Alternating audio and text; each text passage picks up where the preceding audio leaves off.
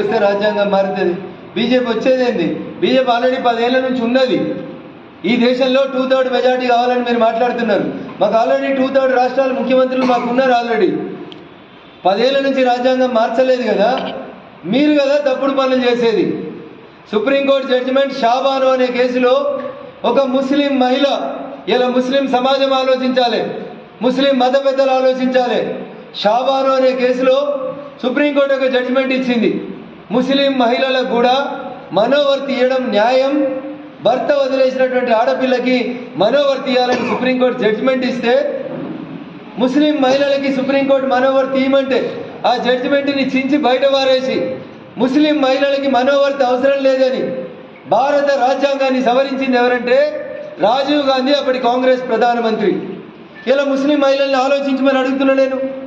మీకు కష్టమైతే మీ త్రిపుల్ తలాక్ని ఎత్తేసింది భారతీయ జనతా పార్టీ, నరేంద్ర మోడీ గారి నాయకత్వం. కానీ మీకు మెయింటెనెన్స్ ఇవ్వమని చెప్పి సుప్రీంకోర్టు జడ్జిమెంట్ ఇస్తే సుప్రీంకోర్టు జడ్జిమెంట్ని కూడా బయటపడేసినటువంటి party Congress party. Congress party ఏ రోజు కూడా మైనార్టీల హక్కుల కోసం మాట్లాడుతుంది తప్ప ఏ రోజు కూడా చేయలేదు. సబ్కా సాత్, సబ్కా వికాస్, సబ్కా విశ్వాస్ అనేటువంటి నినాదంతో ఖచ్చితంగా ఈ దేశంలో అన్ని వర్గాల ప్రజల్ని కాపాడుతూ వచ్చింది భారతీయ జనతా పార్టీ తప్ప ఇంకొకరు కాదు. అసలు రేవంత్ రెడ్డి గారు భారత రాజ్యాంగానికి మొదటి సవరణ ఎప్పుడు జరిగిందో ఏమైనా తెలుసా? మీకు ఐడియా ఉందా? ఇందిరాగాంధీ గారు ఎన్నిసార్లు మార్చిందో మీకు యాదికుందా? జవహర్లాల్ నెహ్రూ గారి హయాంలో రాజ్యాంగం ఎన్నిసార్లు సవరించబడిందో ఐడియా ఉందా మీకు?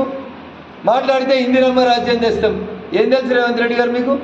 ఇందిరమ్మ రాజ్యంలో ఈ దేశంలో భారత రాజ్యాంగం పౌరులకు ఇచ్చిన అన్ని హక్కుల్ని రద్దు చేసి ఈ దేశంలో ఎమర్జెన్సీ తెచ్చి జర్నలిస్టుల ఆఫీసులలో పోలీసు వాళ్ళని కూర్చోబెట్టి ఏం వార్తలు రాయాలనేటువంటి డిక్టేషన్ ఇచ్చినటువంటి ప్రభుత్వం ఇందిరమ్మ రాజ్యం రేవంత్ రెడ్డి గారు.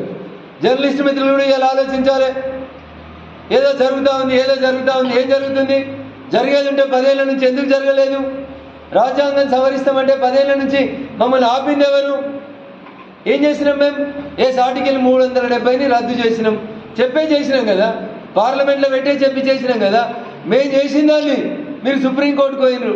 సుప్రీంకోర్టు కూడా ఎన్ఆర్సీ వేసింది కదా, ఆర్టికల్ 370 రద్దు చేయడం సబబు అని చెప్పింది.